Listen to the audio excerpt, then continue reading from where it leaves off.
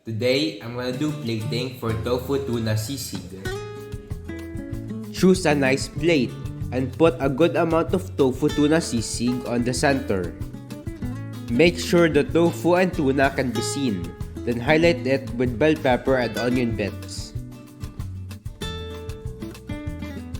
Next, cover it with a small bowl. Sprinkle chili on one side, then remove.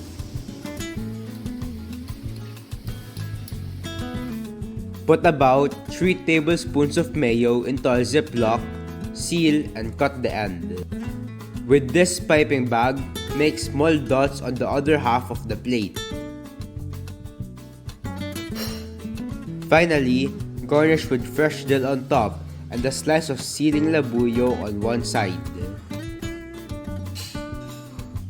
Here's my finished product.